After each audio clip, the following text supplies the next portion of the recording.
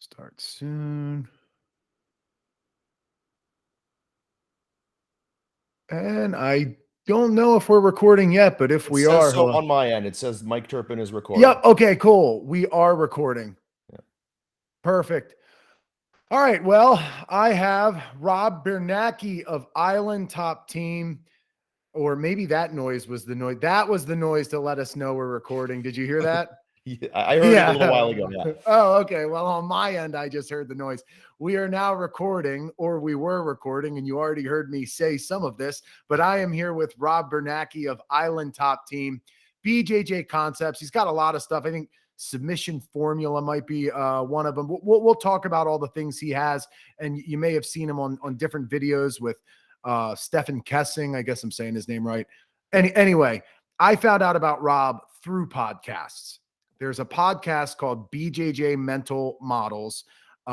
It was originally the Kwan brothers. I think Steve Kwan predominantly does it now. But either way, the first maybe 7 to 10 episodes were literally just breaking down Rob's jiu-jitsu concept system. And I, being the person that's always searching jujitsu podcasts, stumbled upon it fairly early. I listened to the podcast and it totally changed my perspective on jujitsu completely. I never really even knew what it meant to think conceptually too much. Some people would tell you, oh, you're a conceptual thinker, whatever, but I never even really individually isolated concepts to sort of run on as a muse. And it's changed the way I tackle learning. It changes the way I tackle just how I practice anything. It changes my perspective on doing a yoga practice, a strength practice. And it's bizarre inspiration when you're willing to run on concepts. So I'd like to spend a lot of time just really talking about conceptual thinking, conceptual application, and getting a good grasp on it. Because when I say I like to do BJJ concepts to people when I grapple, I'm not really sure that maybe more than 10% of them even fully understand what I mean when I say that. So I'm going to go ahead and turn it over to Rob. And, if you want to know more about Rob, he's been on plenty of podcasts. I'm sure shit will come up. I'll write a good intro on him, but I'd rather just get right into talking about some meat here and the good juicy details. So, Rob, let's talk about jiu-jitsu concepts. I guess what got you into the idea of thinking conceptually, and maybe if you want to explain a little bit what something conceptual in jiu-jitsu might be in juxtaposition to something else. For sure. So, I mean, what got me thinking conceptually is probably just autism. I Yeah. like I mean, I'm being partially jocular here, but when I was a kid, the only way you got diagnosed with autism is if you were like counting toothpicks or like staring at trains for 10 hours a day. So, like, the parameters have changed a little bit, but my mind tends to think in systems and how to break systems. So like I spend an probably inordinate amount of time thinking about categorization and what fits in what categories. And certainly after reading certain, I mean, I was a voracious reader as a child, as a teenager, as a young adult, very much interested in science and epistemology and I mean, basically anything that could help me understand the world and create more effective categories.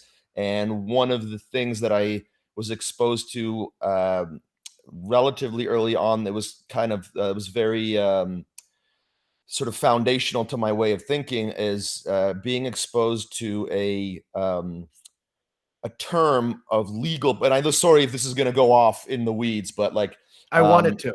okay, good. So like there's a set of like, for example, when most people are exposed to the idea of the law, right? It's just like something's either legal or illegal, and that's kind of a pretty. Those are the categories.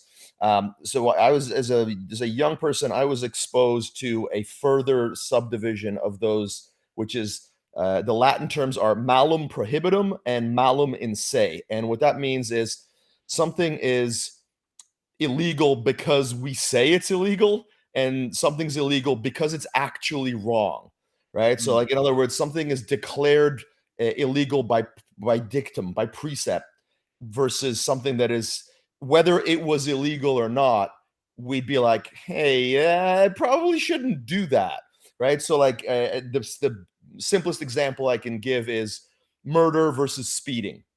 Yeah, murder's illegal no matter, like, or murder's immoral no matter how you kind of slice it. Whereas speeding, speed limits change. Speed limits are basically taxes. They're not really like immoral inherently. It's a thing that we decide. Or like marijuana is actually, that's an even better example. Marijuana being illegal, that's retarded. That's an absurd law. They're changing now, and there's a lot of inertia that behind why it didn't change sooner. But that's these are not things that are inherently immoral. These are things that we've decreed to be illegal. And so seeing that really helped me start to look for those kinds of distinctions in systems. And so when I was learning jujitsu, like one of the first things you hear as a new jujitsu practitioner is like, never turn your back on your opponent, or never cross your ankles when you're on someone's back, or like never give people an underhook, like all sorts of things that were just like, well, we say this is bad. And I'm like, oh, hang on a second. Like, that doesn't seem quite right. And then I was exposed to Ryan Hall's work and Damian Maya's work, and how conceptually they view things. And so I started to kind of take some of that stuff and basically run with it, and try to figure out what are the rules in jiu-jitsu, and which ones are actual rules. Like, do you know anything about welding? Not really, no. Okay, do you know what an oxyacetylene torch is? I mean, not specifically, but maybe. Not So, specifically. I mean, it's not too important, but basically, there's a rule in welding, which is if you're using oxyacetylene, it's A before O, or up you go. So, like, in other words, you turn the acetylene on first, then you turn the oxy. That's a rule. That's a really good rule. And if you break that rule, you'll find out real quick, because you'll probably Yeah. be dead. That, like, that was a rule that we needed. That was a rule based on the physics that govern this universe.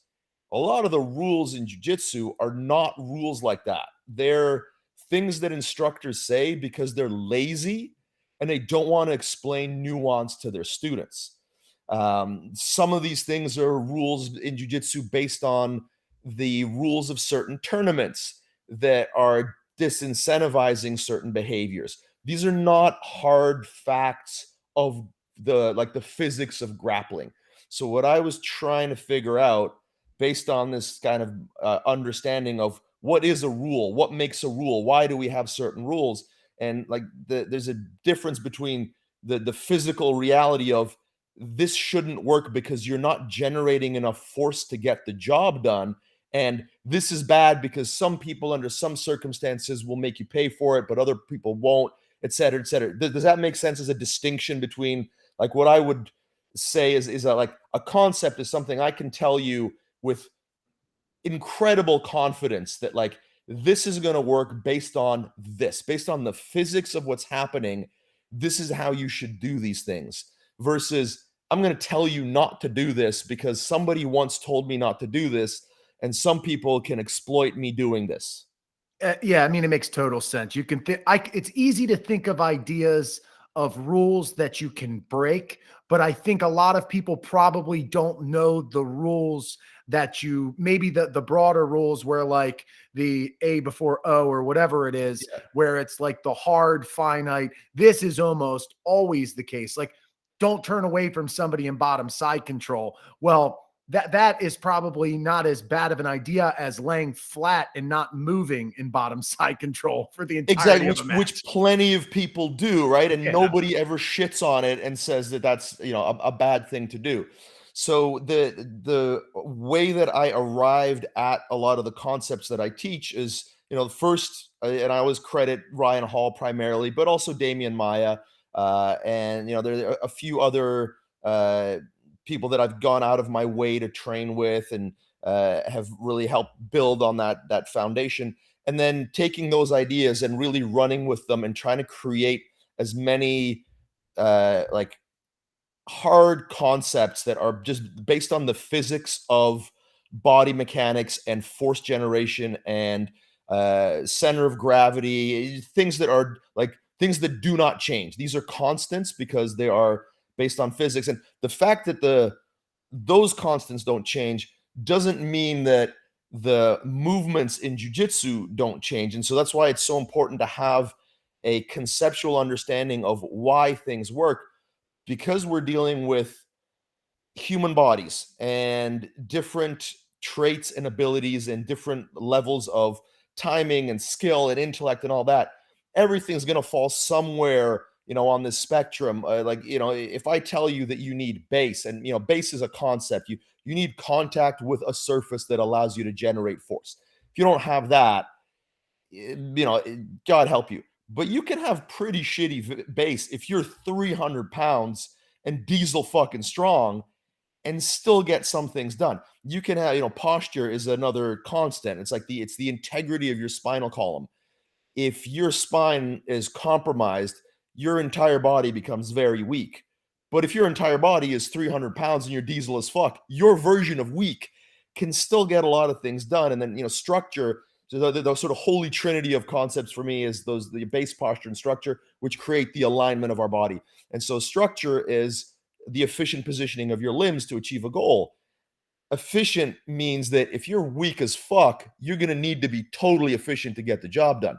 But efficient also means if you're strong as fuck, you can be inefficient and get the job done. So even within those concepts, which are, ironclad rules of physics, laws of physics type things, there's still a fair bit of room for interpretation and adjustment just based on people's the disparity between two bodies. An insanely strong body with poor alignment might actually still be more effective than a very, very weak body with good alignment. But all things being equal, 8 or 9 times out of 10, or maybe even, 95, 98 times out of 100, if your body is not in alignment, you're going to be compromised versus someone whose body is in alignment, right? Like a 120, 30 pound grappler versus a 200-pound grappler. If the 200-pound grappler is totally out of alignment and the 130-pound grappler is in alignment, they're going to be successful. And I would argue that most of what we call jujitsu is actually really just alignment, right? Like one of the examples that I give quite often is the armbar from the guard, taught as a move, as a technique, is almost non-functional. Like if you teach a white belt how to just swing their legs around someone's head and do an armbar, they know how to do an armbar, but they can't do that armbar on anybody that isn't pretty much incompetent at jujitsu and probably weaker than them, right? Like you get guys who are pretty decent at the armbar from the guard, have them try that armbar on somebody who outweighs them by 50 pounds. And that move goes out the window pretty quickly. So that's what I'm trying to get people to understand, is that jujitsu is not a move like the armbar from the guard. Jujitsu is a way of positioning your body to maximize the effectiveness of your body to generate force. And it's also denying your opponent the ability to position their body in a way that allows them to be powerful. That's really what jujitsu is, much more so than moves like an armbar or a triangle or a heel hook or whatever, because grappling is grappling, right? Like, wrestling is the same thing. Wrestling is alignment. Sambo is alignment, judo is alignment. So jujitsu is just alignment focused on certain parts of grappling. And I don't even really like, as much as I am a jujitsu black belt, I'm a grappling instructor, and more so, I'm an alignment instructor. So I don't really teach jujitsu in the sense that most people teach jujitsu, which is I'm not trying to give people moves. I'm trying to give them movement patterns and convey to them how to make those patterns more effective and how to recognize the timing and context of when you can do the actual moves in jujitsu in a way that'll make it work on anybody. Yeah, that makes a lot of sense. And you do see that a lot. Somebody learns an arm bar from the guard, and if they're a beginner, they might not even fully understand what the arm bar is doing and that it actually transcends just a guard move, or maybe they think that it's something you always put your opponent into and you're not looking for them leaving it open. And there's so many variables that honestly people just kind of learn through rolling or Yep. getting advice mid roll that could be covered in the classroom setting, that could be covered through the way it's taught. And then the big thing about conceptual thinking is like, despite I think people think of them as so separate. The concepts and the moves are separate. But when you're teaching, because I'm on BJJ Concepts, I have a monthly membership to that. And when you're teaching a very specific drill, the same drill that you might do in class, you're learning why all of these things are the way they are, and you will be able to take the individual pieces out of them much more easily, or maybe realize what is most important. For instance, somebody learns a knee cut, they think they need this pant grip with this lapel grip, and they don't realize, dude, you need to put your knee right there and take advantage of this space on the other side of their hip on the side of their body. That's what you need to do. And then you need to consider underhooks. You need to consider ways that maybe you won't secure it, but just getting people going for the knee cut or the arm bar when they can might be better, or if they understand conceptual things, they can start to just go for these individual pieces without needing this extravagant XYZ. And that's my biggest thing is I like the idea of not needing so many things to fall in alignment, so many things to fall in place for me to do a move I've learned. I Yeah, hate that. I agree, and so the thing that you touched on, which is so important, I think, as to why conceptual approaches and thinking and training are so important, is you mentioned how people eventually just kind of figure it out during rolling. So the problem with that is, one, the time scale it takes to figure it out is much longer, right? Like I think I'm on record in some of the podcasts I've done saying that like the reason it takes 10 years to get a black belt in jiu-jitsu is because the level of teaching in jiu-jitsu is fucking terrible. Like utterly abysmal. And like I'm occasionally polite about it, but I mean like, I'm like, some schools, I would say most schools teach in a really incompetent fashion in a way that massively draws out how long it takes to get good. But the flip side to that is also the amount of commitment that the average practitioner has is also inadequate to gain a tremendous amount of skill or understanding in anything less than 10 years, especially the way that most people do it. Um, and then you layer on top of that the fact that you've got a huge disparity in just natural talent. So the people that are going to figure it out on their own in the average school that does and like when I say the level of teaching is shitty, let me be really specific. If you show up to your school and you're doing a warm up for jumping jacks and running around and doing shrimp lines back and forth, and then you're doing a few random techniques and then you're rolling, you're at a school that has a extremely low level of competence in instruction. That is the standard in the industry, and it's just about the worst way to teach. So like, and again, I don't know how many schools teach that way. I'm sure in some places it's half, in some places it's 80 or 90%. It really depends on where you are and how much growth has happened in pedagogy in the particular geographic location you happen to be in. But I would say, again, depending on the location, at least half, if not an overwhelming majority of schools teach in something like that fashion. And so if you attend a school like that and you're trying to figure out timing and context, and again, like you said, not trying to remember 10 steps before you've got the right uh, time to do a move, your odds of figuring that shit out and actually becoming like a good grappler. And when I say a good grappler, like I mean where you can walk into any room in the world and whatever rank you happen to be, they'll be like, yeah, that guy's about there, right? Like, not to get off on a tangent about, rank and sandbagging and all that bullshit, but like, if the standard is a black belt, like if a black belt is supposed to be good at jujitsu and you should be able to roll like relatively effectively against other black belts, and that's not to say that like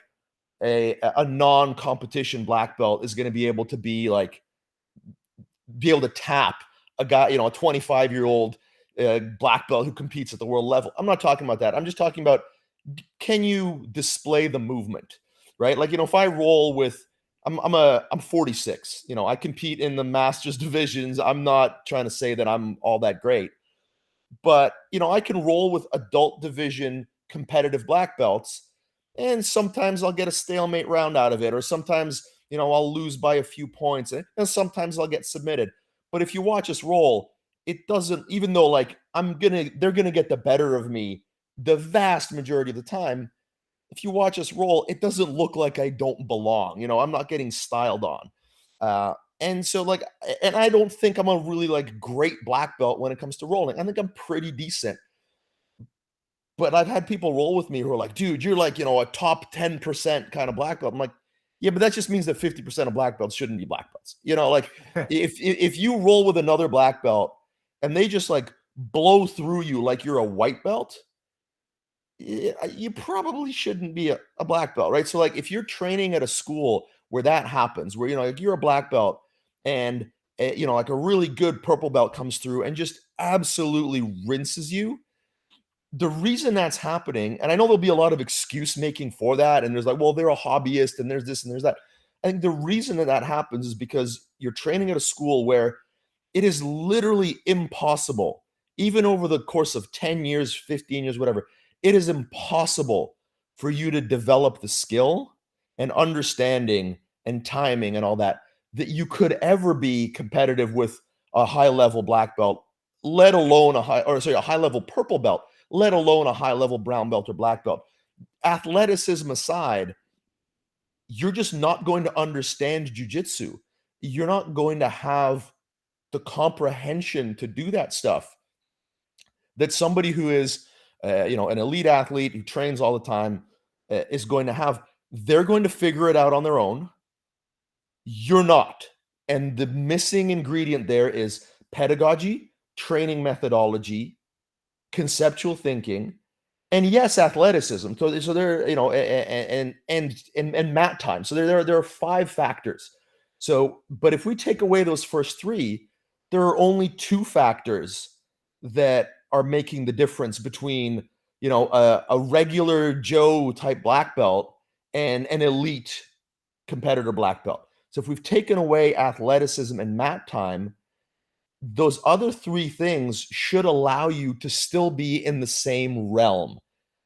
Does that make sense? Yes. Right? Like 100%. I've got guys at my gym that are, they're the definition of hobbyist. They're not full-time athletes. They don't compete. They're not great. They're not even good at it. It's not even full-time at, like they're not full-time competitors. They train a few times a week. They're pretty good at jujitsu. And they're, like I said, they're not great athletes. They're not full-timers, but they understand what's going on. If they roll with an elite competitor, they're gonna lose, absolutely, but they're not gonna get embarrassed. It's not just gonna be like, oh, that guy just doesn't know what the fuck is going on.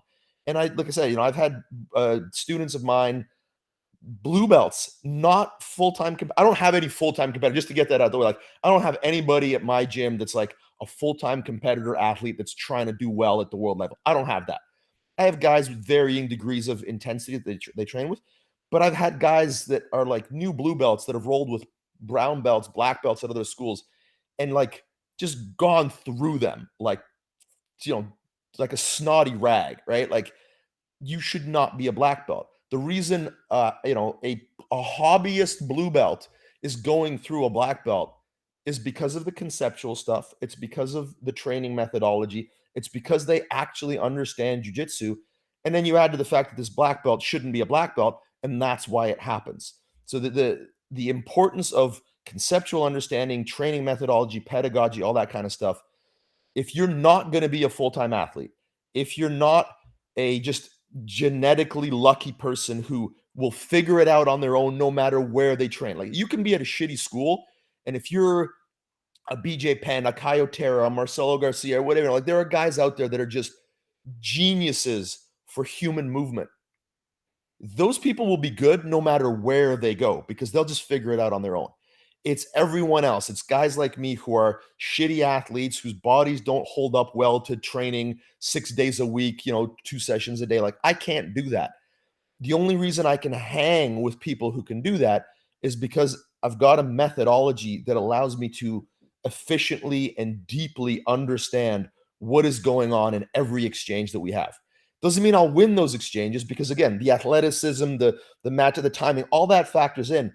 But I know what's going on. I know why I'm losing, right? And it means that I lose less than I would otherwise. Sorry again for all the tangents there, but like that's what I think is so important about the conceptual understanding is it allows us to get done what would otherwise not be possible in a given amount of time.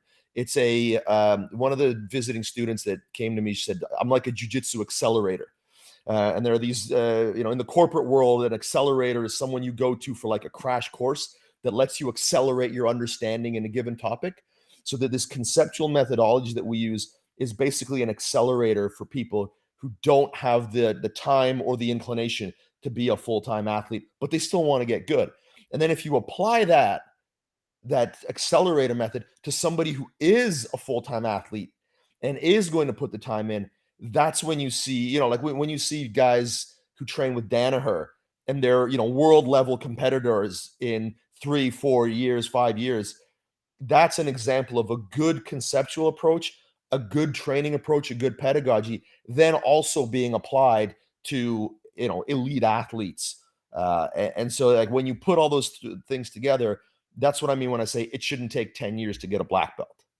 Exactly. You know what I really love about it is I loved explaining to people like this is that a concept typically can apply to things you already know. It's not a do this instead of that. It's not a let me show you a move that you're a white belt on instead of this move that you only do at a blue belt level. And maybe you'll just luckily hit it at a higher level, right? So, but if you preach efficiency, alignment, base, awareness of your structure, these sorts of things. If you preach that, what can it not be applied to, right? And then I sort of look at it like this. You can only juggle about 3 things in your short-term memory. When I'm rolling, I would rather the moves to just kind of come out of me when I can. Maybe I'll remember when I'm in half guard, I've been working a certain sweep. Maybe I'll remember that I've learned a certain mount escape, but I would rather think about things like my breathing, especially if it's a problem, my alignment, reading my opponent, trying to play with not being such a restrictive energy and move with him to go places. And these are the things that you can explore. And it just makes your game better. When you say amplifier, when you say that, it literally just amplifies your game. It's like dynamic awareness and application, right? Like you can play a scale, but you add these dynamics to that scale. And now you have this sort of conceptual flavor to it. And that's what the concepts have done for me. I got to roll Nicky Rodriguez some, Max Geminis some. And I mean, if all I was thinking was, do your sweep, Mike, do your sweep, Mike, Yes. I would be just some other bum he killed. But because I'm able to think like, okay, really strong frames, the second he moves, get ready to out hand fight him at all times. I mean, just the fact that people don't realize that anytime nothing is secure, there's always a hand fight. There's always a head positioning sort of battle, angles, there's always something you can fight for. And because I think that way, I get to finish a round with somebody like Nicky, and he tells me, hey, I want to get more rounds in with you before I leave, Totally. And I've had, one of my subscribers had a similar experience. I think he did some rounds with Muhammad Ali, and it was the same thing. It's weird to say did some rounds with Muhammad Ali and be thinking of the jiu-jitsu guy and not anyway.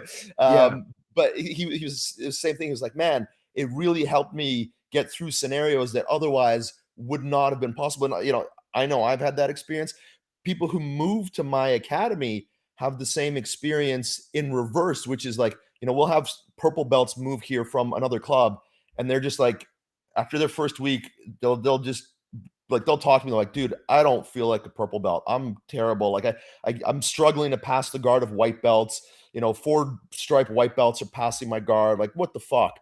I've been doing jiu-jitsu for 6 years. I can't suck this bad. I'm like, listen, you don't. The problem is the things that you have learned are locked into a context, and you're not able to bring that context out right now. Let me sit down with you and go over a few things, and just I want you to focus on those things for the next month while you're rolling and see what happens. And sure enough, it doesn't even usually take a month. It takes 2-3 weeks, and then all of a sudden they're competitive with some of the purple belts at our academy, or like at least the high blue belts, and they're like, oh, okay, yeah, no, it makes sense. It's just they were thinking of the moves, and there was never a context for them to do the moves they know. A lot of gyms focus on different move or technique sets. For instance, in the area that I live in, the jiu-jitsu is still a little bit archaic up until recently in a lot of places. So it was basically just closed guard and half guard. And if you were playing open guard and De La Riva and all that kind of stuff, people were pretty behind on that. That's changed in the last 2 or 3 years, but like certainly 5-6 years ago, we'd have purple belts come to our gym that just didn't know how to do guard retention from the open guard. They were just never taught that. And so all we had to do is show them how to high leg and how to Granby, and then have them work on alignment for a couple of weeks, and they were fine. They were caught up, right? So it's stuff like that where they just focus on understanding the couple of things they were missing. Most people think, you mentioned about the hand fighting. Most people think of the guard as, I'm going to use this to sweep you or submit you, and a lot of places it's mostly to submit you if they're closed guard focused. And so if somebody's just trying to do submissions on someone from the guard, god damn, like it's never going to work on anyone good. But if you're just looking at the guard as primarily a distance management tool, and then primarily a Kuzushi mechanism before it's anything else, and the only way you can do those things is by winning a hand fight first. If you look at the guard in that context, you only really need to know a few techniques or sweeps. And so wherever you come from, whatever gym you come from, you're going to have a few sweeps you're good at. You're going to have a few submissions you're good at. You just need to learn how to put it in the right context within the guard, and you're going to start to become effective. And so that's what happens is people come in and they're like, am I really this bad? No, you just didn't have access to your arsenal because you didn't understand what the fuck was going on. And whenever you tried to do something, you weren't hand fighting at all. You were just trying to do something. So we can take grapplers who feel like they don't belong and make them pretty effective within a few weeks just by giving them this conceptual basis for what they need to be doing. Yeah, and you bring up Kazushi off balancing somebody. I think people forget to give the average person credit because you bring somebody new off the street and you show them a very complex, specific sweep, they're going to have 0% chance of doing that. But if you tell them, hey, you've got to come up with ways of off balancing somebody, and that is the initial domino flick. If they don't get it, they might say, oh, can you show me some examples? Well, yeah, you can grab this, and when you kick that, you pull this at the exact same time, and maybe you push into them, and then they come forward, and you put this thing to trip them out over them. You kick at their shin, and hey, it's probably better to kick here because it's more leverage. It's, this is the knee, this is the hip, and you go over that. I mean, it doesn't take but a couple conversations for them to really have not just one, not just two, but honestly, an infinite, ever-changing ability to look for ways to attempt sweeps. Once I switched to concepts, I never stopped running out of ideas to explore while I roll. Absolutely. And this is where, again, the idea of, I call it technique collecting, is such a pernicious idea. It's like you run into a problem and you solve the problem by trying to learn a new move. And I'm not saying that's never the case. Sometimes you do need to add to your technique arsenal, But the problem people run into the vast majority of the time is a problem of alignment. It's a problem of lack of kuzushi or lack of hand fighting, and it's a problem of not understanding the idea of um, like iteration and multiplication. So what I mean by that is, like, if you have one technique, you have one technique. If you have two techniques, you don't actually have two techniques, right? Because I can go, like, let's say you use the jab and the cross as an example.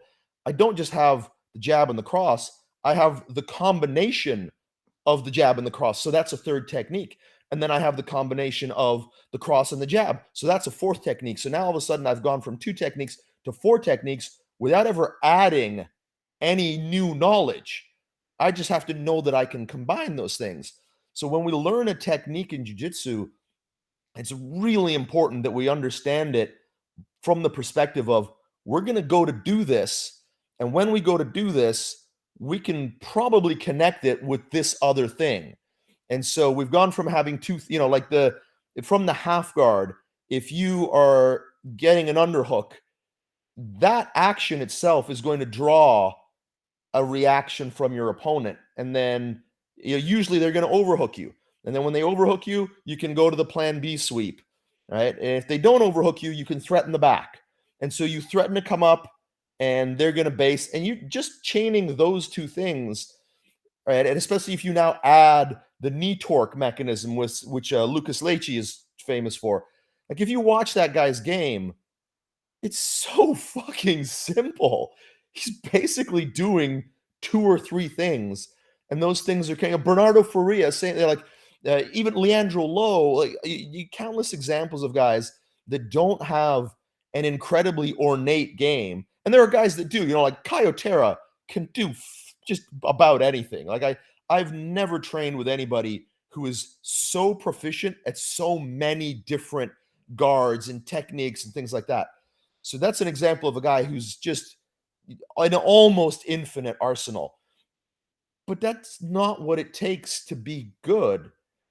Like, you can be a world-class, world champion, multiple time world champion black belt with a few sequences of really basic moves that, any blue belt, hell, any decent white belt is probably capable of learning and performing. So this understanding that what we're doing in jiu-jitsu is trying to create reactions and then just plug in a 1-2, 1-2-3. And then if you've got three moves, you don't have three moves. You've got 9 or 36. Like, there's so many permutations you can start to create just by having the understanding that we're running through reactions. I do this, you do that, and then I do B or C. That's all you actually need to know. And in every scenario that you're in, that's all you really need to know. And once you just cycle through those things, it's like you said, you're not going to necessarily remember this new half guard sweep. But if you just cycle through two things and then have that new sweep be a third thing, if it's in the right context, you're going to be able to do it really easily. Right. Yeah, that makes a lot of sense. And so if somebody's listening to this and there's a piece of their game that they need to improve, thinking about things that can add to their game, their already current game, instead of something that's so far from it that there's really no obvious connection, it might just be you need a different setup, and it might not be a conscious, like, this is always going to set this up, but a lot of things you want something that might be from that spot. So if there's an outside in back and forth, like my boxing coach calls it, like playing Pong. If they go one way, you do something that directs them the other way. And it's just kind of this, like the game of Pong going back and forth. And you can easily do that with, if you have a killer knee cut, why do you think you need to leg drag instead? But you might find out that your knee cut works really well if you start it as an X pass, or you go one way to the other. Either way, what you're saying, it only adds to the move that you already are trying to do and you already apparently know pretty well. It's your A game. Absolutely. So. And so you mentioned kind of like, how did I arrive at some of this stuff? I used to play tennis. You know, if in an alternate universe, I'm a professional tennis player because I started when I was like, you know, probably 5 or 6 years old, and things didn't work out. You know, I'm sure I'm one of many, many, many child athletes whose overbearing parents resulted in him not wanting to do this thing. But if you know, what you learn, you know, pong is really just ping pong, which is really just table tennis. So it's the same idea. It's like you can you can hit the ball to try to actually just get a winner. You know, for those people who don't know, a winner is when I hit the ball and the other person just can't hit the ball back to me, versus I hit the ball to make you run to one side, and then you hit the ball back at me, and I hit the ball again to get you run to the opposite side, and now I'm making you tired. And then eventually I'll create what's called a forced error, which is I make you fuck up and hit the ball into the net or, you know, outside the lines because you just can't get it there in time to hit a clean shot. Right. So that's so much of what we're doing in jiu-jitsu is basically tennis. It's I'm trying to get you to move in a way that makes the inevitable, like that makes my victory inevitable. Whether that victory is a winner, which is like I hit you with a submission and you're done, or I get you to make a mistake that you wouldn't have otherwise made, that gets me to the next position, that gets me to, that's all cool. What we want to minimize, and this is where again the conceptual understanding comes in, an unforced error in tennis is when I'm not putting pressure on you. I'm not hitting the ball to extreme angles and having you have to run. It's just you try to smoke the ball super hard and you just put it into the net for no reason at all. The amount of unforced errors that occur in jiu-jitsu at even at relatively high level, but certainly at the beginner, you know, a white belt, blue belt, you know, even at most gyms, purple belt, it's almost constant. It's a like beginners. I always tell people beginners constantly break their own alignment. Intermediate people break their alignment some of the time. Advanced people break it rarely, and experts break it almost never. And so, what I'm trying to get people to do is if you know about alignment and you know that you shouldn't break it, let's try to get you to that point where you never willingly break it, which is an expert quality. And it's only one expert quality, you know, other expert qualities, things like timing and just breadth of knowledge, that'll take you a lot of time to get to. But we can get you fairly early to the idea that you never break your goddamn alignment. And if you don't, people are not going to get unforced errors out of you.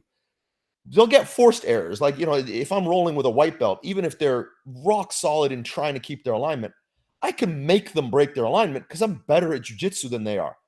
But it's a forced error. I'm making them do that. I just don't want them to make unforced errors. And that's how we're utilizing this, you know, if we take it back to like the half guard or the kazushi or the setups, is what you want to focus on when you're running into a problem and it seems intractable. It's don't learn something unconnected. The thing that's probably going to be the most helpful to you is learn a new method of kazushi, a new angle of creating kazushi, or a new way of connecting a hand fighting movement with a kazushi movement with a posture break. So you're not just going 1-2. So like most people from the guard can be helped. Like if we want to really open up your game, if you're somebody who is just going hand fighting legs, now go hand fighting legs, head, hand fighting legs, head, hand fight. Like you've opened up the potential offense immensely. It's not just adding one more thing, it's adding a whole bunch of stuff that would have just never been possible before. And now that thing that you were trying to do before will all of a sudden work again. So that sweep that you were trying to get to, where you were trying to get to the legs, but the other person was just too good at hand fighting and denying you their legs, now all of a sudden you go for their head and you'll either get, you know, maybe you'll get a guillotine, maybe you'll get a snap down or a loop choke if we're talking gi. And then their reaction to that will now give you back all of those things that you were not able to do before. And so you've created that forced error, whereas before you were relying on an unforced error. You were relying on somebody to just give you an underhook and get you to a position that you needed to be offensive. Yeah, no, that makes total sense. I mean, as you get better at it, as you get better at thinking conceptually like that, next thing you know, you won't just be throwing jab, cross, jab, cross, cross. You'll throw jab, cross, jab, cross. You'll make it look like you're throwing a jab. Maybe you threw the first two crosses up at their forehead, so their hands are going to come up. Now you sneak one with like a lower trajectory. There's so many ways you can just start to explore. Exactly. That's literally having jab cross makes, when I said it was 4 moves, that was a very rudimentary explanation. It's way more than that. If we start to create combinations, it's double jab cross, jab Yeah. high cross to the bottom. The possibilities are almost endless. I'm sure there's a limit to it, but you don't realize how deep you can go with just a couple of movements as far as drawing reactions and creating openings and leading your opponent. And if that's the stuff you focus on, you're going to be good. You're going to be effective. You don't need to know 1,000 techniques. Yeah, and there honestly it might be infinite because the way dynamics work. You could go soft, soft, aggressive. You could go, there's Yes. so many ways Yeah. to change variety to just a couple things. I want to dive a little deeper into alignment. I'll kind of just my general understanding as far as coming from a strength and conditioning background, it makes a lot of sense to think of my head, my chest, my hips all kind of face you. And they maybe move in unison. If you're thinking just like how bass, you can see it as how it relates to you specifically and the floor, you also see how it relates to your opponent. So the way I think of alignment is not just considering my own alignment, which would be that I'm probably going to be weaker at picking up an object if I'm trying to look as far behind my shoulder as I can, right? Yeah. That's Yep. going to make me weaker at picking up an object. It's going to make me weaker probably to do things like not center to the weight. It's going to make it weaker to not have weight in a good position, a clean path for, if the leverages are against my alignment to it and how it aligns to a specific joint, it's going to have more leverage on me. So I Yeah, kind of what just, you're describing is called a moment arm in yeah, physics. So you're trying to avoid people creating moment arms on you, and you're trying to create moment arms on them. yeah. So, and when you think about all that, when you think about the alignment, and this is the thing that some people don't fully understand, is that it works both ways, right? And that's what's cool about a concept. If you know that you should never let both shoulders and both hips on the mat at one time in side control, even though it never is not the best, right? But if you know that's a concept that you've heard thrown out there, oh, flat is a good time to pass, all these things Yeah. revolving around the idea of somebody getting flat. You not only know that from bottom, you know that from top. And similarly with alignment, you now know that the more you're using your grip fighting to make your opponent's alignment worse in whatever way, whether it's just kind of torquing and ratchet controlling at the wrist and making if you internally rotate somebody's arm, they're going to feel weaker. If you control their head, they're going to feel weaker. It might even be just tap their head every time they come at you. Instead of trying to bully them and giving them a direction, just move it every time they try to move, redirect their head as a deflection, right? Yes. Change their path. There's so many ways you can take it, but what do you think of when you think of like alignment? What kind of is going on? I know it goes into subcategories, but what's going on? Yeah, for sure. So, I mean, I think when we talk about alignment, it's important um, to also talk about the adjunct concept, which is the idea of frames, levers, and wedges. So, when I introduce people to our program, whether they're coming to me as a brand new student who's never done jiu-jitsu before, or there's somebody who's moving to my club who just isn't familiar with our concepts, I'll sit them down and just talk them through, what is alignment. Alignment is base, which is a platform from which to apply and absorb force. It's relative to your opponent, and it's relative to your goals. And we talk about posture, which is the integrity of your spinal column. And we'll talk about structure, which is the efficient positioning of your limbs. And then those three things together create our alignment. And how we affect alignment is via the use of frames and levers and wedges. So we usually don't focus on wedges too much at the beginning because that's a little bit more advanced in its application, but it's pretty simple for people to just think of their limbs as it's either a frame or a lever. So it's either structurally supporting weight or it's being manipulated in a way that transmits more force into an object than direct application of force, right? So it's like if you're trying to move a heavy object, it's harder for you to pick it up than it is for you to use a crowbar or a dolly or something to move it around. So if we're utilizing a lever to control somebody, that's going to be more mechanically efficient. So what we're looking at when we talk about alignment and then frames and levers is we're playing a game where we use frames and levers. We change frames into levers, right? So like if I'm framing you with my arm and you change the angle so that my arm becomes a lever, that's changing a frame into a lever, and vice versa. If you're controlling my wrist and denying me contact with the ground, if I then change to put my elbow on the ground, I changed my arm from a lever into a frame. So we're trying to change frames into levers, change levers into frames, and we're trying to deny our opponent access to levers or frames. And that's the how we affect the why of alignment. We want you to have weak alignment. Why? Because you're weak when you have weak alignment. And the how is we're going to use these limbs and we're going to play these games of hand fighting, of pummeling, of just positioning our limbs and how we make sure that our shoulders not internally rotated too much, or sometimes we want slight external, like just ways of positioning your limbs where they're going to be as maximally effective as frames or on your opponent as levers. And we use this phrase in our school a lot, which is what's the score? So base, posture, structure, add up to 3. How I'm thinking is, do I have 3 and do you have 3? If we both have 3, then I got to do something to your alignment before I can do anything else. Like I don't worry about passing your guard or doing it. I worry about getting you to 2. And then if I get you to 2, there are certain things that become possible. Submissions are usually not one of those things. If I get you to 1, then submissions start to become quite possible, certain submissions. And if I get you to 0, I can do whatever the fuck I want to you, right? And that's really how I'm viewing alignment. I'm constantly thinking, like, the better my opponent is, the more narrow my thinking becomes in terms of concepts and the less broad it becomes in terms of techniques.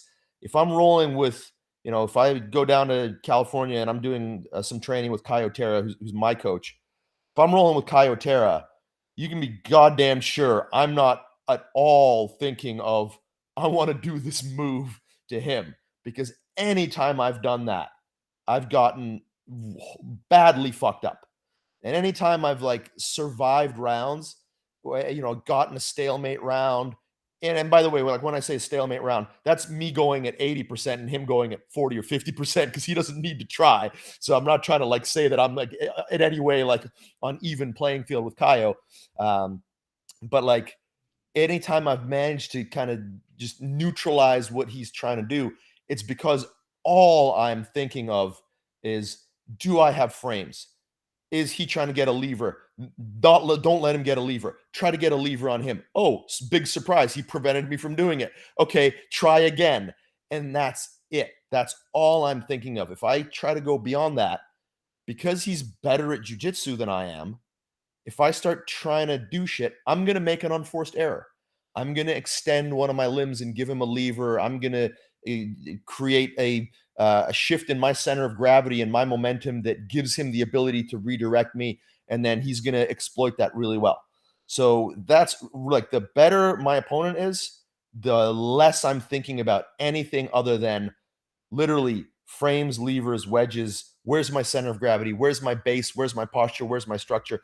I'm only thinking of those foundational concepts. So if I'm rolling with someone that's better than me, by using those concepts, I'm maybe able to get a stalemate. If I'm rolling with somebody who's in, a little bit closer to me in skill, like if I'm competing, I'm at the point now where in the masters division, like, again, like I don't say any of this to like pat myself on the back. It's just like the reality of where I'm at, and hopefully people can kind of see how this applies. Like when I'm competing in the last Nogi Worlds I did, I got bronze, but I got bronze because I got a 0-0 ref's decision against the multiple time champion in the division. So like when I say I feel like I'm at that level, that's what I mean. I'm not trying to say that like I'm definitely like the best or anything, but like I got a round or a match with somebody where they weren't able to do anything to me, and I conversely wasn't able to do anything to them. But the level at which I was thinking about it wasn't just let me make frames and control levers. I was able to expand my thinking and be like, okay, I'm trying to get this move to happen. I'm trying to create the context for this. I'm trying to lead him into this trap. And I got close a couple times, not quite enough, but that's the difference between like, if I'm rolling with somebody who I think is, about at my level, or maybe I think I'm a little better than they are. And then versus if I'm rolling with somebody who's just like, a regular black belt who doesn't compete, then I'm like, okay, no, I'm going to try to like do this move on them, and I'm going to be able to do it. I'm going to be able to lead them to here and definitely do this technique, et cetera, et cetera. So that's kind of how the my focus can narrow or expand based on what I feel is available to me with whoever I'm happen to be rolling with or competing against. Yeah, and that's important. It is so relative to your opponent, and Yes. that's not the way things are often taught, and that makes people feel like, oh, going against a larger opponent, if you're not able to think conceptually, you might not be able to strategize well and realize what tools are going to work best given the disparity between you and them, right? So if you take somebody that only knows how to jab on the I know I'm relaying it to boxing because it's just so simple. But Yep. if they're used to finding their distance with a jab, if they're against a longer guy, that might be really tough. They might want to just close the distance fully or stay completely out of distance or whatever. Close the distance with something short enough where you're not at the end range of something that's going to thwop them. And the fact that it still gets tossed around that reach is distinctly an advantage. It still gets tossed around that weight is distinctly an advantage. But there are advantages about being shorter. There are advantages about weighing less. And that is something that you have this at your dispense. But if you're so narrow that you think it's so definitive that the heavier guy should beat you and the longer person should beat you, which is not, anybody who watches boxing knows that reach, oh my God, he doesn't want to stay on the feet with him. The commentators, they're like, that guy's got 2 inches longer reach. How's he going to box him? Because what? That's not the result. That's not the result that continues to happen. And similarly, if you can think conceptually and you can understand something as simple as, hey, this guy is bigger and stronger than you, why don't you try moving around him and not get in a bullhead match? Just that alone can give you ideas, right?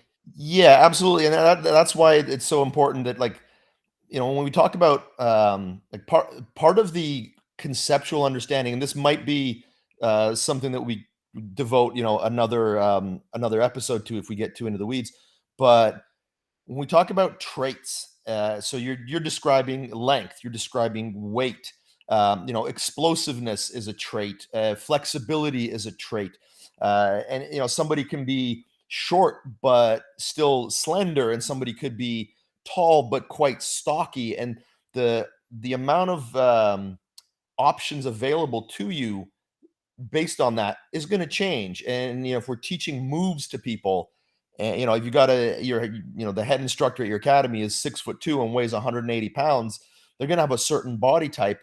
And if you don't, this is speaking more to like instructors rather than to students, although it's still certainly going to apply in your own learning process. But like as an instructor, if your only way of understanding how to teach stuff is, well, I do this and therefore it works, you're going to be teaching spider guard and triangles to some poor dwarf who just has like no chance at playing that game. And then, I mean, I would say within reason, most games in jiu-jitsu can be played by most people. So I'm not trying to say that short people can't play spider guard or do triangles.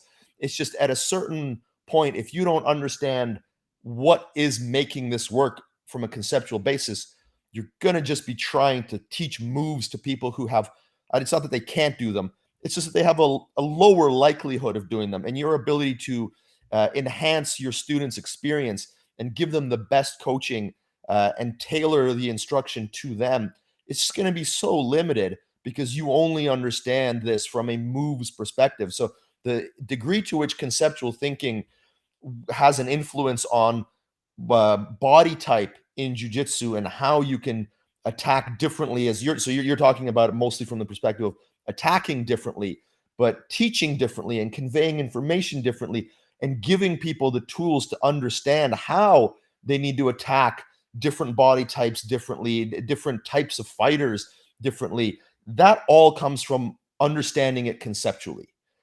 So yeah, without that, you're going to be really poor as a combat athlete, and you're going to be really poor as a coach of a combat athlete in creating strategies for a fighter who needs to face, fighter X who has certain attributes, whether it's reach, whether it's weight advantage, et cetera, et cetera.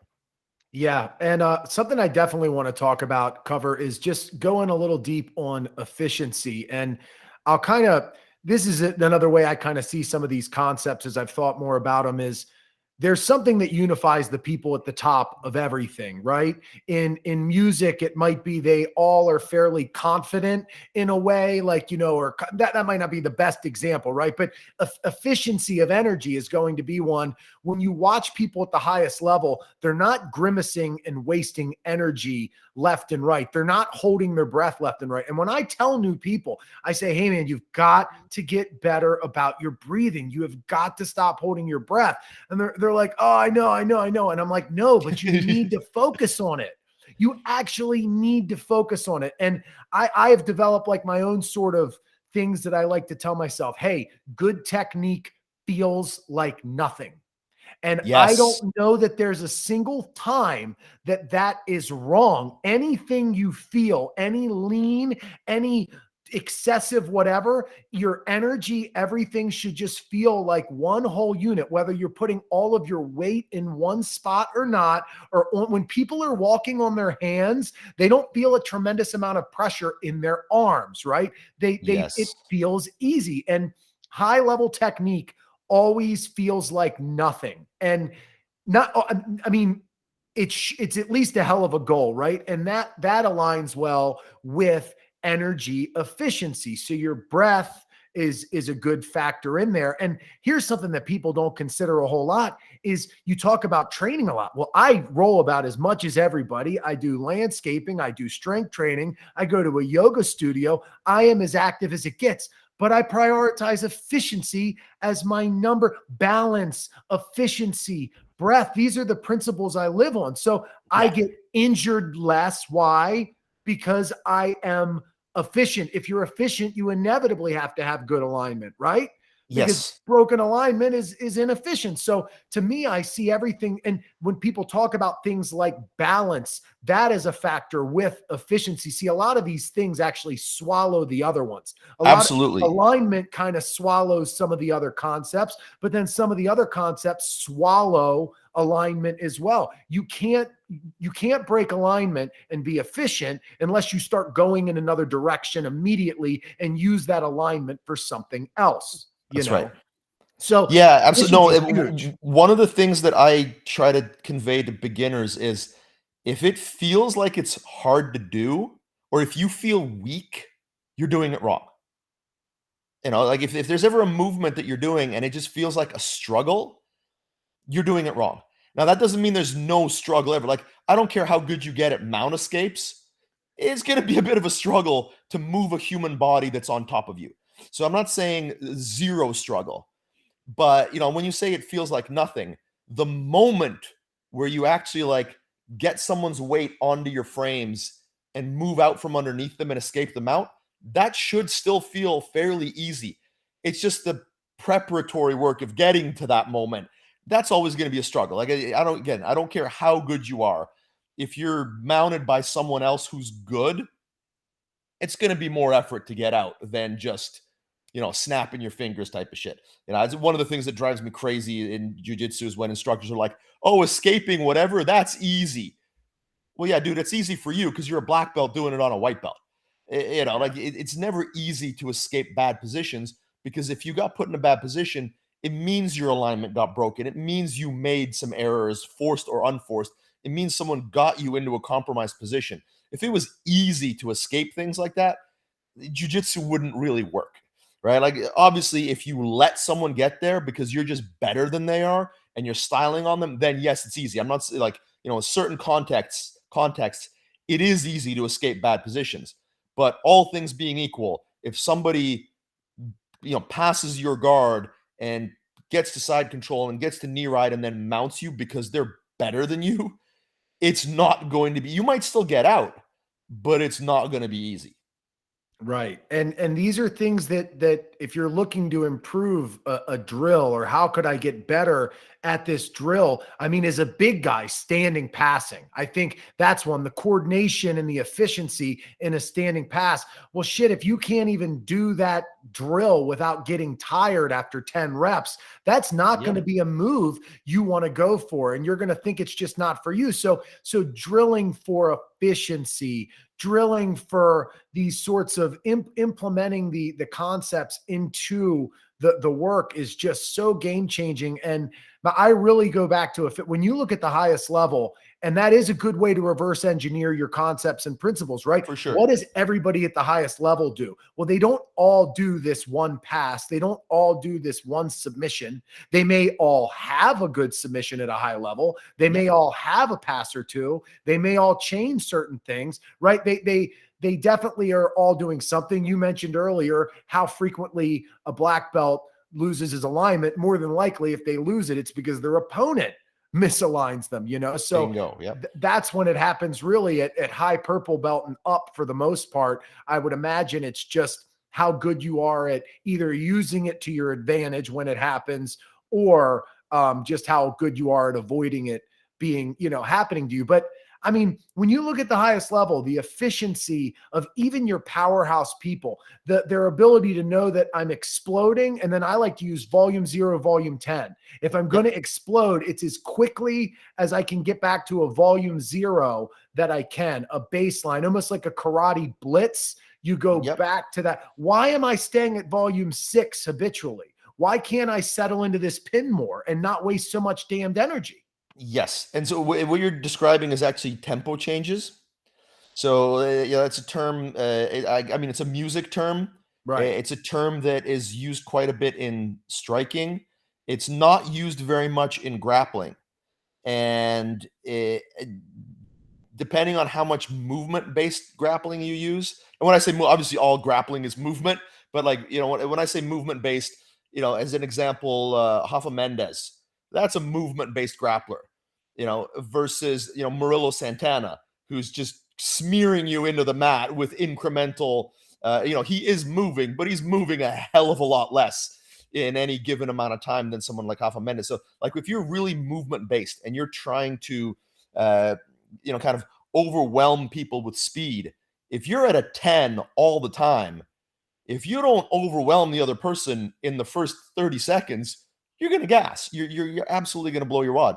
So the idea of tempo changes and moving at a 2 and then all of a sudden going to a 4 and then back to 2, and then the other person gets used to you moving between a 2 and a 4, and then all of a sudden you go from a 2 to an 8. That tempo change is going to catch them off guard. So it's not just the efficiency of your own, cardiovascular or metabolic conditioning that is going to be affected by this kind of tempo change. It's when you understand these changes in intensity, in speed, and explosiveness. If you're in control of those things and you're aware of them, and you can lull your opponent into certain rhythms, and then you decide when those rhythms change. And then at the really advanced level, you get the other person to kind of like you figure out their rhythm, and you know how to break it. You know when they're going from a 2 to a 4, and you time them, and you go to an 8 instead, et cetera, et cetera. Like, I mean, the degree of growth that is possible when you start to understand these concepts, like the the virtuoso level at which someone like Rafa Mendes is playing with tempo and rhythm and efficiency and alignment and all these different things, like that's a level, a guy like me or you, we can't. I mean, we can aspire to it, but if I had 2 or 3 lifetimes, I'm not going to be doing what Rafa Mendes can do, right? But because we have an understanding of it, we can achieve glimpses or moments of greatness like that. There are times where I'll do a movement that I've seen Rafa Mendes do, and I will just slide through someone's guard where it's like you described, it's effortless. There's nothing there. Like there was a guard there and then there wasn't, and I just dropped into, like almost like falling through a cloud. And it, like, when that happens in jiu-jitsu, that's when I feel the most and not that I'm a religious person anyway, but that's almost like a connection to the divine, or I would say, then let's use the word numinous rather than divine, where it feels ethereal, where it feels that I've achieved perfection in a moment, which is what we're kind of shooting for with any practice. Is we want that moment of perfection. Not that we'll ever achieve a constant perfection, but we can achieve moments of perfection. And when we understand these concepts, there will be a time where you will achieve a moment of perfection against a good grappler, against a skilled grappler, where they're doing their best, and you find that little slip of time where you just drop through all of their defenses and you pass their guard in a way, whether it's movement based or pressure based. Like I've been working a lot on tripod passing over the last little while, just due to injuries, focusing on different things. And when I just kind of feel someone's frames and just their guard structure just kind of melt out of the way, and I just fall into the mount from the guard. I mean, that's the feeling that you get from that. I mean, it's goosebumps, right? So that's what we're trying to give people, is to have that level of understanding, whether it's with alignment or with momentum and center of gravity or with tempo, that gives us regular non-god tier grapplers an ability to glimpse or touch the divine in jiu-jitsu. Yeah. Sorry if that went a little No, too it's perfect. fairy. It's perfect, because I'd like to give an example where it's like, for instance, let's say you're passing somebody's guard. It's going smoothly. You feel quote unquote nothing, and you run into a frame. Someone might say, hey, well, yeah, see, that's going to happen. So this whole, it feels like nothing bullshit doesn't add up. But then again, well, what are you going to do about that frame? Are you going to blade? Well, why didn't you blade immediately? Perfect would be the second the frame is there, you Exactly. bleed and you blade, and you continue to feel absolutely nothing. And that's the human flaw, that you're going to feel things, but if you're able to search for that within you, it will clean up a lot of these inefficiencies. And one that you hear sometimes, I don't know if you've said this or where I heard this initially, but you have 2 grapplers, and a good litmus test of who is doing better at the current moment is whose energy is being used at a higher level. Yes. If points are off the table and you're not in the process of being submitted, just because I'm on top doesn't necessarily make it better for me, as long as if I'm the one whose energy is draining quicker, and for some reason I'm pushing into you and I'm putting in all this effort, and your health bar isn't, you're winning. You're winning the current moment. And it's inarguable. Oh, absolutely. The amount of time that I spend with beginners on this is, like I always say, half my job is teaching jiu-jitsu and the other half of my job is teaching people how to learn jiu-jitsu. Mhm. And most adults are abysmal at learning. Like if you've been outside of any sort of academic environment for any amount of time, your ability to adopt new information, it starts to go away. Everything is a skill, and learning is a skill. So if you're not cultivating the skill of learning, most adults, especially learning a physical skill, in this day and age, most people for the most part are working with computers or something that's not as physical. And when I say most people, I don't mean 80%, but like the longer we go on as a species, and we're doing fewer and fewer physical tasks as our jobs, And so you got a lot of people who have not tried to learn a physical skill since they were in high school or even sometimes elementary school. If not too many people go to college and are learning, unless they're like on an athletic scholarship, they're not learning anything physical necessarily. So for most adults, it's been anywhere from 5 to 10 years since they really put any time into learning a physical skill. So they fucking suck at it. Mhm. And with jujitsu, because it's fighting, it's that extra layer of like, now it's a physical skill, and it's a skill where another human being is dominating me.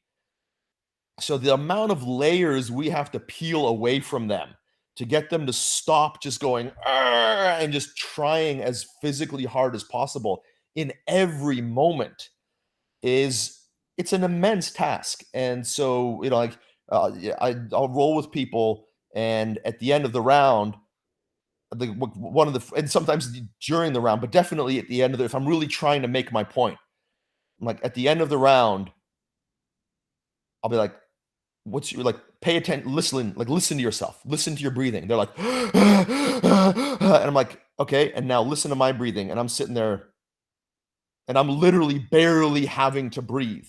Like, why do you think that's happening? Like, did I use a whole bunch of like crazy moves on you? Did I do like almost anything that you would recognize as, jujitsu that like you don't know? Nah, man.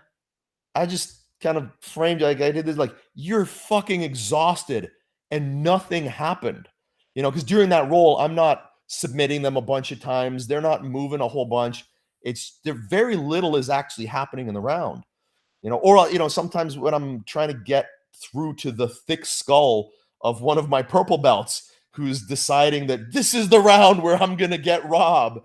And I'm like, so dude, that round just ended. And like, I was at a 2 the whole round, and they were at a 9 the whole round. And, it's not like I fucked them up. I maybe, I probably passed their guard and took their back. And then I tried to hand fight with them a little bit. Whatever. They wanted to fight real half. Fuck it. Let them turn and like, so it's not like I'm dominating them, but I want them to get the point that like, yeah, like I scored on you a couple times, but like, look how exhausted you are. And look at the fact that I'm not breathing hard. That's what I beat you with. I didn't throw like, because obviously if I throw like a hard pace and really try to like kill them with technique, I'll beat them, but then we'll both be tired. Then at the end of that round, yeah, I caught you a couple times, but at the end of the round, I'm laying on the mat breathing super hard, and you're laying on the mat breathing super hard. So you still think that I beat you with this overwhelming technical skill that I have compared to yours. That's not, and there are times where that needs to be done. But for the most part, I'm really trying to get you to this idea that like, hey man, I wasn't trying that fucking hard, and I still beat you, and you tried really hard, and you didn't get where you needed to get to. And that is, like you said, it's the efficiency and knowing when to apply overwhelming force and trying to beat them with tempo and all that kind of stuff. There's a time for that. But for the most part, you shouldn't be trying that hard. If we're not in a scenario where I'm in deep shit, I shouldn't be trying that hard. And if I'm trying to beat you with just like physicality and overwhelming pace, unless I'm really confident that I've got like next level conditioning and you don't, I'm taking a big gamble. If I'm just trying to beat you with conditioning, that's a pretty big dice roll. And if I'm just beating you with efficiency, where I'm just using the best jujitsu I know how to use, that's really, again, like you said, that's the goal. The goal is to be as, I don't want to say conservative, because conservative can have like a bad connotation where you're not really trying to. But when I say conservative, I just mean I'm conservative with my energy. I'm not expending unnecessary cardiovascular, metabolic, points. I'm not trying to just go as hard as I can. I'm still always moving forward. I'm always trying to find the force errors. I'm trying to recognize unforced errors. I'm playing with your alignment. I'm constantly doing that, but I'm trying to do it in a way that's as metabolically efficient as possible. And that's just such a huge part of jujitsu. It's like, I will tell my students, your goal in this next session of rolling, whether you do 3, 4, 5, 6, 7, 8 rounds, is I don't want you to be exhausted at the end of any of those rounds. You can get to a point where you're tired during the round, but if you're tired at the end of the round, you failed. The goal is not to get whatever, submission or sweep or whatever during the round. The goal is at the end of every round, you better not be breathing hard. And obviously, I can't tell that to a white belt who's about to roll with a bunch of purple belts. Like, I'm reasonable about it, but like with certain students at certain times, your goal is to not be tired at the end of any round. Yeah. No, and you're right. It's not specifically be reserved. It's be in control of the energy you're putting out. And that's why I like using volume 0 and volume 10 as examples, because if you understand your baseline and you understand your maximum and you know those things well, you can be in control of that said dynamic. So if you know the yin and the yang of something, chances are you can control it better. What's really crazy is, so you mentioned breathing and you mentioned the way that you were breathing. This gives me an ability to, because I am aware of this from jujitsu and because I'm aware of these conceptual things, I can go into a yoga practice and I can think for the entire 90 minutes, screw the moves, right? Screw the moves. Says an arbitrary downward dog isn't my life, but you know it is the ability to breathe the most gentlest, calmest, however you want to say it, and then also have powerful breathing, be able to breathe through my mouth well, through my nose well, just be familiar and be in control and choose the awareness, all of these come into play. And I think that jujitsu is so at the beginning stages because people, they practice it some, like there are not many people out there exploring this kind of stuff, even at the highest level in the sport. And then they don't implement the concepts to the outside training. So what I think is, I think you should have strength and conditioning. You should have yogic style practices that are based off of the concepts of your sport, and channel those things and familiarize yourself with the important things like balance and alignment and all of that, and implement it into a strength lift, implement it into an endurance sort of activity. And this is a good example. Like you could take running and rolling, and you could say, all right, running is going to be a good lesson in efficiency, because if you ever run so fast that you need to start walking, you fucked up. You're running. Yeah. Runners run, they don't walk, okay? And jiu-jitsu athletes roll. They don't stop. They are always working and they're always moving. And it's very rare that they completely stop unless it's to take advantage of, it's for the most part, you should always be able to move in a round. And that to me, like you can train for these sorts of things, and you bring up being in shape and conditioning. Somebody who comes out there that's a CrossFitter, and you've seen this a million times, CrossFitters are in better shape than us, but they think they need to train to pure exhaustion, and that's how you win.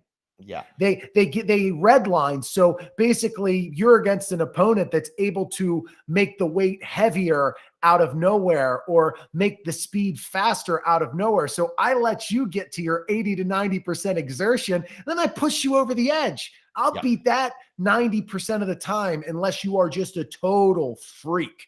Every once in a while you meet that freak that seems to know how to have that kinetic energy where their arms don't get tired. They don't get totally out of breath. They're one solid unit. They're the perfect athlete, and they can just keep a pace that's hard to break. But I'm sure the better you get, the blackest of black belts could probably do things that makes that person tired and use that against them. So conditioning, as a strength and conditioning coach, it's such a backwards thing to train your ability to exhaust yourself.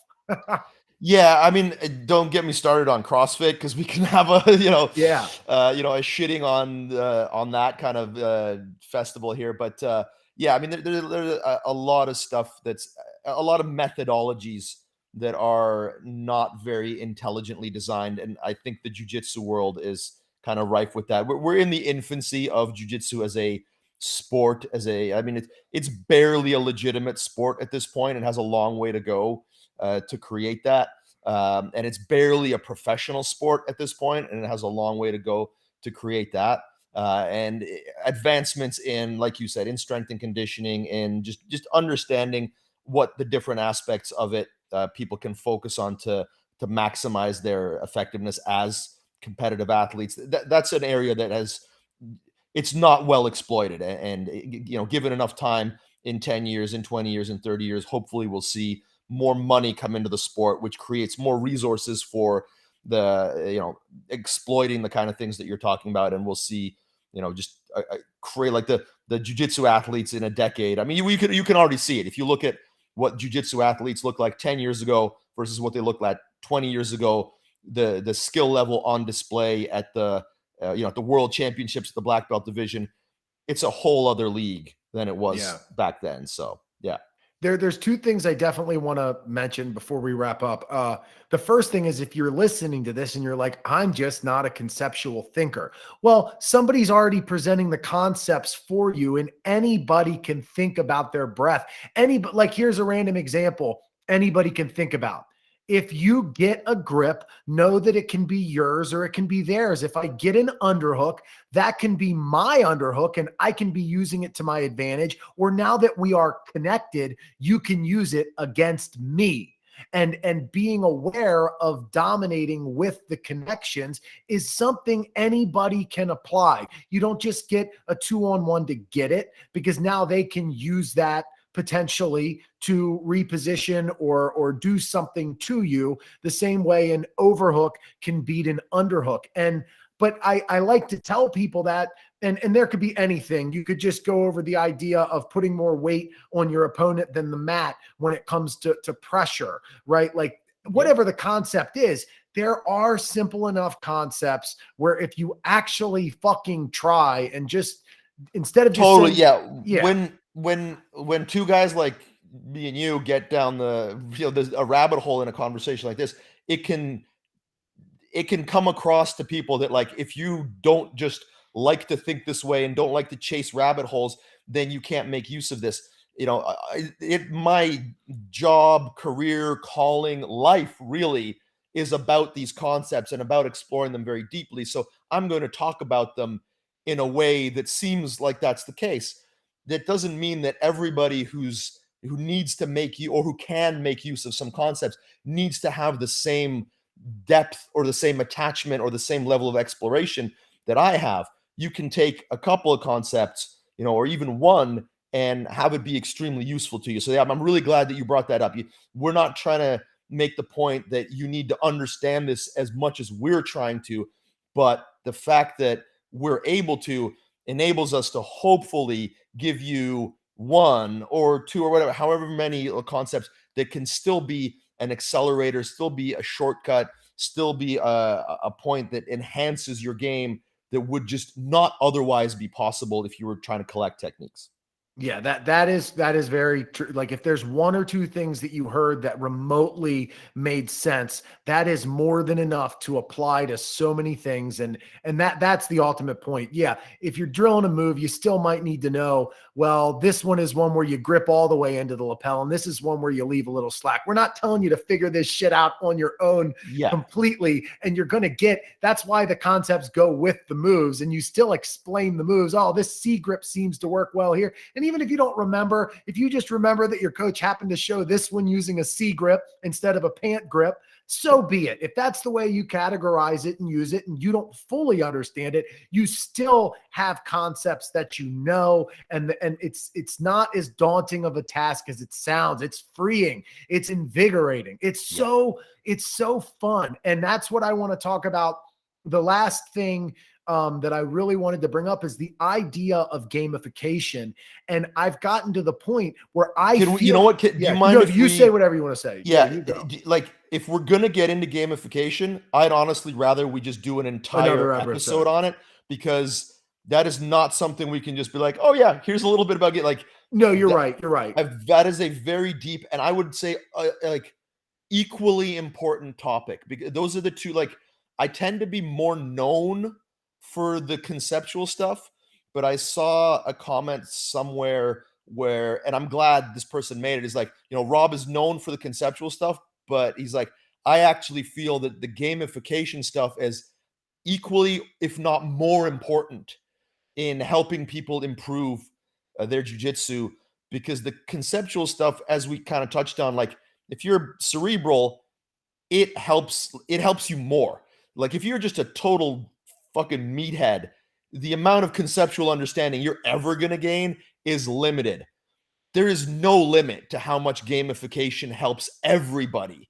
And so if we're going to get into it, let's set aside some time and just get balls deep into gamification. Well, this is what I think. Yeah, I think we should definitely circle back eventually and do like cover specific things. This is like just a generally talk about give people the idea. First episode with you, that would be just great to kind of gently scratch surfaces or whatever. I'll say this, and it's not even specifically to the idea of gamification. It's just a general concept. If I am good at head pressure and I'm good at using my head in a grapple and leading with my head, and I start learning that your head can be your first line of defense for a takedown, and if I can position my head and then win the head fight, well, what if I'm going against a black belt that isn't head fighting in the gym? So if you have these specific things that you are good at, that you've learned to focus on, that's not just the move, right? Because once you get done the move, where are you? You still need to use more stuff.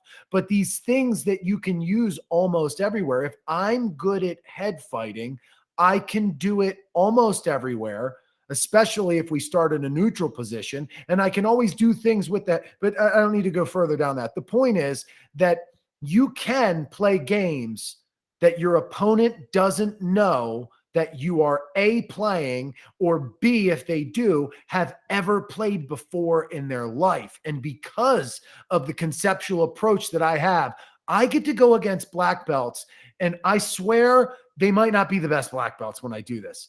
But even people who beat me, who are high level, they leave thinking, you know, what in the fuck just went on? They don't understand the last 5 minutes of their life. It is so different. And I found places today, they felt that you were dominating something. They weren't quite sure what it was, but they knew that you were dominating a game that you were playing, and they were losing even while winning. And that is a good little tickle under the nutsack of what gamification can lead to, right? Yeah, exactly. You know, in our system, it's fuck your jujitsu is what we call it.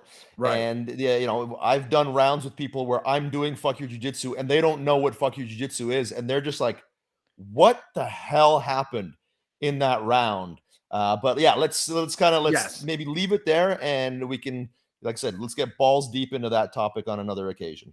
Exactly. So, real quick, I know I'm going to put some stuff in the info. People can find things easily when they go to your Island Top Team Instagram. There's the BJJ Concepts website. What do you want to plug? I strongly, like I said, I've been BJJ Concepts. There are months where I'm like, I haven't even looked at this thing this month, but I circle back to it, and I'm just like, I've been a member for God, maybe 2 years now. And even if there are times where I don't go through it, I'm like, it's worth it just to stay on in this loop. And you could cancel whenever as well. So at least Yep. yeah, that's the case. So Yeah, totally. Yeah, it's and awesome. thanks for supporting the site. I'm kind of blown away by how successful it's been, because I still think of myself as a dork on an island off the coast of Vancouver in British Columbia, Canada. It's like, why does anybody listen to me about jiu-jitsu? But it's obviously resonating really well with people. So I'm grateful to you and to everybody that subscribes. If you're interested, yeah, check out bjjconcepts.net. One thing I do like to mention, if I remember to, which I did in any of the podcasts that I do, is we have a visiting student program at our academy, which is basically it's an open invitation to anybody from anywhere on the planet. If you want to come here 1 week, you can stay at my place for free. You can train at my academy for free. Please don't show up out of the blue. Contact us. If you go to the academy website, islandtopteam.com, you can email or if you even get a hold of me through Instagram, however you get a hold of us, we'll schedule you to come out and visit. And it's just a little kind of pay it forward sort of thing. I've had a lot of support and good fortune in the world of jiu-jitsu. I've had a lot of support from family and friends that have made it possible for me to train in places. And so I'm trying to do my best to share that. We have tons of people from all over the world that come and visit us on the regular. They stay for free. They train for free. There have yet to be any bodies hidden in my backyard as a result of this. So it's something that, if you want to do a bit of digging on social media and see all the people who have visited us, it's something that I'm really proud of. And we really, we welcome visitors from all over the world. So if you want to do that, if you want to visit us, I highly encourage it. Come check us out. We love visitors and we love sharing our jiu-jitsu with everybody. Awesome. Well, Rob, it's been great. You are probably the first person I mentioned when it comes to outside inspiration for my jiu-jitsu game and why I grapple the way I do. And it was great talking to you. I'm sure we'll have more conversations. And yeah, great time. Thank you very much. Everybody check out Rob. I don't know. This is the first time recording a call this. Oh, no, wait. I'm going to stop recording. So the podcast is ending in 3, 2, and it is over. Stop recording.